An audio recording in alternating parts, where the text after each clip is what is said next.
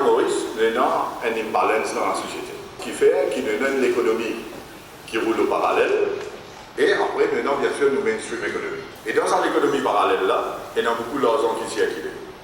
Nous n'avons pas besoin d'être plus loin qui tout ça même pour le scheme qui nous trouve là pour nous réaliser. Et il y a beaucoup de monde dans Maurice qui ne sont pas encore dans une discipline de travail, ne sont pas encore dans un système honnête. Et je fais beaucoup d'activités qui génèrent beaucoup d'argent, qui se servent pour se talasser dans biens immobiliers, terrains, bâtiments. Et ça, il crée un système qui est tellement injuste pour tous les Mauriciens honnêtes. Il y a beaucoup de monde qui ne pas encore dans ce système-là.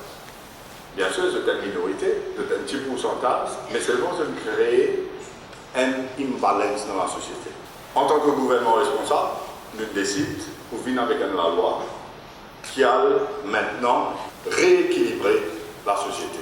Et nous pouvons dire que quand un petit monde est dans ce qu'on appelle unexplained wealth, c'est-à-dire qu'il y a une richesse injustifiée, et il faut que vous avez expliqué pour vous dire que ça coûte un casse pour être capable d'accumuler cette richesse-là. Et si vous n'êtes pas capable de faire ça, à travers un système légal qui met en place, la Cour suprême, le judiciaire, pour émettre un ordre, quand il n'est pas capable d'expliquer, un unexplained wealth order qui vous permet de saisir ça du bien. Alors, c'est tout un système de mœurs, de valeurs, de principes qui nous peut réamener à travers une simple loi, pas plus que 5-6 pages, mais seulement qui pousse le fonctionnement de la société mauricienne complètement pour redonner nous sa plateforme qui nous vise à faire ce qu'il nous vise à faire. Dans beaucoup de cas, il y a des gens qui dans ce qu'on appelle organized crime. Même quand ils finissent en prison, pour que tous autres coupables aussi, pour tous autres rentrer dans la société, et tout le monde dit bien qu'ils ont gagné avec sa main de l'argent mal gagné là. Ils l'ont non. Et ils retournent dans le système avec tous autres bandes bien mal acquis qui sont encore là, et ils reviennent ban téno, ban maharaja qui réassisent, et probablement ils recommencent par une activité que tu peux faire encore. Ce qui veut dire qu'il tout le temps il y a une lacune dans le système. Ça, la loi-là, c'est un système au civil. Et d'un norme pour le faire avec le système pénal. Le système pénal, il continue exactement comme tout le temps l'infinité. Ici, nous proposons an action in rem, not an action in persona. Ce qui veut dire an action in rem, c'est an action against property. It is not an action against the person. Nous pouvons dire qu'il est capable de vendre la drogue, faire fraude, faire corruption, faire ce qu'il voulait, mais où qui vous prend sa casse là, ou pour l'acheter un terrain dans Maurice, ou pour l'acheter un loto, ou pour l'acheter un bâtiment, mais vous risquez qu'il exige la Cour suprême de donner l'autre pour saisir ça du bien. Juste pour le fait qu'il est dans la loi la licence. Du monde là, quand on va acheter un trou dans ce jardin, il prend casse là, il met là-dedans, après il fait un trou là. Ou soit c'est un petit guide des entrepreneurs, il casse un coffre, il est sur la case, après il met casse là-dedans. Mais il n'est pas capable d'acheter aucun bien dans Maurice. Le message est clair. Le message c'est que tout l'argent mal gagné, mal acquis dans Maurice, pas gagné doit servir pour acheter du bien dans nos pays, pas gagné doit venir faire un display d'une richesse injustifiée avec l'argent qui est mal gagné. La première fois à Maurice, nous avons la loi l'auprès. Qui veut dire que si un du monde, il prend l'argent qui pas qu'on est gagné, il met ça, il prend le monde acheter un terrain pour lui, petit très simple. Ça, du monde qui est dans le terrain au second là, il faut que vous avez une explication que lui, il a un casse pour acheter ça. Et s'il n'est pas capable d'expliquer, le système suit, il y a jusqu'à la Cour suprême, il y a la gaine de l'autre, au petit là, c'est le système, c'est qu'il y a un Integrity Reporting Services Agency qui saisit de un complaint, on dit ça après, dans d'autres slides, et il fait un travail, mais c'est les affaires qu'il est capable de faire. C'est report à un board, un Integrity Reporting Board. Ça même tout il est capable de faire. Il n'a aucun pouvoir pour y aller prendre une action qui est coercive contre un citoyen. Quand board là, il y a un rapport là, dit Bon, là, bien sûr, il est check par un ex-juge du Commonwealth ou un retired judge de la Cour suprême avec ce DACCR. Il a un droit, il a un plus de renseignements, faire échange d'informations avec les autres institutions et après, bien sûr, il prend une décision. Ça même tout. Les éléments d'un pouvoir pour le saisir du monde sur de l'affaire, etc. Qui sa décision-là? C'est est-ce qu'il pourrait faire ces affaires-là devant la Cour ou pas? Maintenant, concernant devant la Cour suprême, comment vous pouvez trouver dans l'écran, le Judge in Chambers de la Cour suprême, il saisit de l'affaire par voie d'affidavit. Ça, du monde concerné là, tout papier servi au lit, ici, pas fait non, il est sur les dos. Maintenant, aucun exporté application, comme on appelle. Il vient ici, il vient d'une subversion de sur l'affidavit. Ils ensemble là, il y a fait trois affaires. Comment vous trouvez l'autre côté, il y a droit à cette application-là? Ou bien, comment vous trouvez par ici, il y a droit de salaud qui est bordé là, l'eau base de l'affidavit là, il trouvait qu'il ne pas capable d'expliquer côté les gars casse pas ces propriétés-là, il de l'autre pour confisquer les propriétés-là. Troisièmement, s'il trouvait l'eau base de l'affidavit qu'il mettait devant lui, il n'est pas capable de déterminer si pas pour de l'eau là ou pour cette application-là, il y a un droit de refer the matter to the competent code, il y a ça devant la Cour suprême. Et quand il y a ça devant la Cour suprême, bien sûr, il y a un hearing, il y a un témoin qui est écouté, et la Cour suprême, le competent code, il y a un droit soit à cette application-là, ou bien il fait l'autre là. Et de toute façon, du monde là, même à ce stade, il y a un droit de faire l'appel Court of Civil Appeal. S'il n'est pas d'accord avec la décision du juge en chambre ou bien de la Cour suprême, il y a un droit devant Court of Civil Appeal pour lui dire Allah il a, on pas d'accord pour telle raison. Et là, c'est qu'il y a un droit de faire, il y a un droit d'écrire à la personne. Pendant qu'on convoque du monde, summons du monde pour venir donner une explication, pendant aucun pouvoir pour aller pour le fouiller du monde sur les affaires privées, sur la case, etc. Aucun pouvoir là, peine. Et tout le monde qui peut dire les comptes avec vos mentifs, avec la loi. Alors, seul pouvoir de là, c'est to request for explanation in writing et dans 21 jours ou bien dans un délai de temps qui est capable de plus que 21 jours, dépendant de un cas spécifique. Je vous dis, mais M. Badebe, qui arrive si tu mets sa agency là, il décide pour dire pour moi, mais il y a un rapport, il a envie de connaître qui dit bien oui, non. Vous avez un problème? Tout politicien, parlementaire, nous avons fait une déclaration of assets. D'après la Declaration of Assets Act, tous nos assets qui nous énorment quand nous rentrons en politique, nous devons faire une déclaration là sous serment devant la Cour suprême et nous filer all the cap. Et si tu demandes moi ou ça demande n'importe qui parlementaire, nous me faire une photocopie de sa Declaration of Assets Act là, Declaration of Assets qui fait devant les cap là, on les vous donne. Tous les pouvoirs qui est là pour saisir du bien du monde, les trouvent dans le judiciaire, les pas trouvent dans l'exécutif. Moi, personnellement, tout le monde qui travaille au moins dans le comité connaît, quand on trouve, il met le pouvoir dans la même ministre, dans la même ministère, mondial. Pour la simple et bonne raison qui, on va connaître, tout le monde peut plus bien quand on dit aussi pas bien ça. Les deuxième affaire, il n'est pas in line avec la Constitution. Et troisièmement, parce qu'il nous a envie de mettre un système qui tenir en ligne de compte tous les droits fondamentaux qui sont citoyens aussi à Qui est la qualification des deux assesseurs du Chairman of the Integrity Reporting Board? Qui est le directeur de l'Integrity Reporting Services Agency, de par la loi, il est un professional accountant ou un legal practitioner with substantial experience, but also with managerial experience. C'est ce qui est dans la loi. Et après, il y a apporté par le ministre avec approval du Premier ministre. Qui veut dire ça?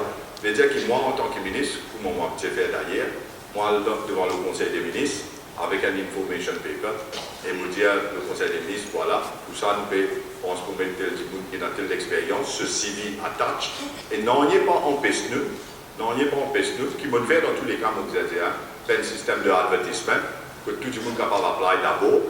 Oui, c'est vrai que le bill sera efficient pour empêcher ceux qui font mal d'acheter en waste.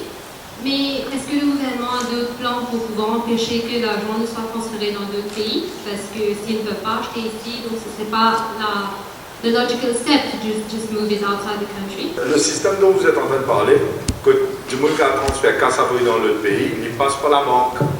Et ça système, c'est qui nous peut mettre en place le côté civil, le property, c'est pas nécessairement la banque. Il y a le système là-bas. Quand la banque trouvait une transaction douteuse, une suspicious transaction, il y a une obligation sous la loi pour lui rapporter ça à FIU, Financial Intelligence Unit. Et ce Financial Intelligence Unit, lui, après qu'il fait ce travail, il dissémine un rapport vers l'ICAC ou bien la police. Alors, ça, l'aspect-là, il passe sous le cadre institutionnel, banque, FIU, ICAC, police. Et après, bien sûr, là. Comment ça, la loi dit qu'avec nécessité pour la Constitution? Nous avons section 8 de la Constitution. Et section 8 de la Constitution, subsection 4, il y a un premier paragraphe A. Et ça, c'est bien important. Ce paragraphe A là, il introduit un test de proportionnalité. Parce que vous ne pouvez pas vite faire n'importe quoi. Il y a un test de proportionnalité qui est déjà interprété par la Cour dans différentes instances. Et c'est après ce paragraphe A là qui introduit un nouveau paragraphe AA qui peut venir établir un explain wealth là. Il y a 3 paragraphes, ça a 3 scénarios qui m'ont fait de là. L'amendement constitutionnel, ce n'est pas un amendement qui me dit pour venir effriter ou ban droit. Ce n'est pas un amendement qui me dit que pour venir coquin ou ban droit, diluer ou ban droit constitutionnel qui désigne là. Bien au contraire, c'est un amendement pour de nous encore plus protection, safeguard par la loi suprême du pays, c'est-à-dire la Constitution République Maurice. Si bon pour résoudre ça là, est-ce qu'il peut y avoir un autre body pour qu'on questionne décision pour vous? Non. Mais écoutez, good governance, transparency, Non, c'est la raison. Non, c'est la raison qui fait une choisir pour mettre un retired judge de la Cour suprême ou un juge du Commonwealth avec 2 assesseurs. Alors, quand il prend cette décision, finalement, il décide pour résoudre ça, mais il y a toute cette explication qui fait différent. Et le fait qu'il faut vous dire que toutes les activités du Integrity Reporting Services Agency et du board, avec tout ce ban annual accounts, ou table devant l'Assemblée nationale. Un journaliste, moi, qui apparemment, le MMM, il décide pour ne pas voter ça la loi. Et il dit, il n'est pas pour voter ça la loi là, parce que dans la Constitution, il y a un bout qui dit qu'il est not justifiable, reasonably justifiable in a democratic society. Laisse-moi dire une affaire. Ça, affaire not justifiable in a democratic society là. C'est ça qui tous les ismes disent, c'est test proportionnalité. C'est ça qui vient dire comme ça, qui quand on a un principe fondamental, on ne peut pas besoin de ce property, ou on a une dérogation, que ce soit dans l'aspect taxe, qu'on va le payer, ou bien un explain wealth maintenant qui peut mettre, il dit qu'il faudrait, except in so far, qu'il est bizarre, justifiable, la democratic society, la proportionnalité. Mais dans nous, amendement qui nous a amené, qui par une drafté, qui se Victor Glover, il a approuvé. Il désigne le test de la proportionnalité, dans la mesure où il dit comme ça, qui because property ownership of a person to an extent which is disproportionate to his emoluments and income of income. Le test de proportionnalité est déjà inclus dans le mot disproportionné. Et elle va même faire une exquise pour ne pas voter la loi. Laisse-moi dire qui va avoir tout ban manifeste électoral du MMM. Je ne fais la population croire pendant tout ça les temps-là qu'ils sont un champion du combat contre la fraude et la corruption. Et je dire que c'est complètement faux.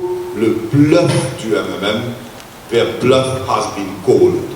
Et so dit, when they have been put on the stand, pour dire, est-ce que nous bisons la loi à Maurice, que tout le monde a mal gagné, mal acquis, qui peut déstabiliser la société, ils ont la loi qui dit là ça, je ne dis pas pour voter pour ça, sous un prétexte, loin de la ligne de la Constitution, qui même pas relevant. Moi, ce qui me dit, c'est que Paul Béranger, Zodi, avec ce petit bout de MMM qui restait, parce qu'il connaît un M là, il est allé.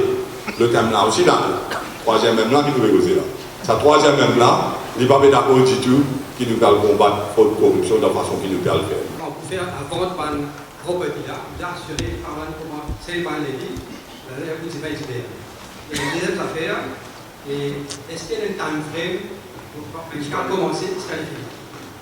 Oui, donc définitivement, on va commencer par les vies. D'ailleurs, la loi, c'est le bail des vies aussi, nous devons regretter parce qu'il y a tellement d'injustice dans le système. C'est un débat de la loi qui nous devons regretter. Mais vous savez, c'est qu'il y a une procédure dans la loi là, quand un liquidateur, il y a un compteur, et que ça liquidateur là, bien sûr, il faut faire des choses qui gagnent le maximum possible pour capable de faire ça pour le compensement de victimes, moi, que le crime, mais aussi pour alléger le pauvreté. Directement, ça la loi là, il est capable de faire un sandal pourri, il est capable de faire un pistache, il est capable de faire un calamindas. Mais laisse-moi dire une affaire. La loi là, c'est un explain wealth, une richesse qui n'est pas capable d'expliquer et qui n'est pas capable de justifier. Tout le monde qui me cause, par exemple, nomination, liée avec ces affaires, c'est pas servi comme un outil politique, etc. etc. Vous êtes des autres qui, dans sa panel là, aujourd'hui, officiellement, mon ministère, il invite Reza Outim d'être présent et il aussi invite Shakil Mohamed d'être présent. Mais tous les deux, pour une raison qui je connais, je décide que vous n'êtes pas venus. Des trois secondes dans le Parlement, l'autre jour, il m'a dit mais à ça, il nous a fait un outil politique qui va le servir, ça compte Namiram Moulam, etc. etc. Mais voilà, c'est un défi.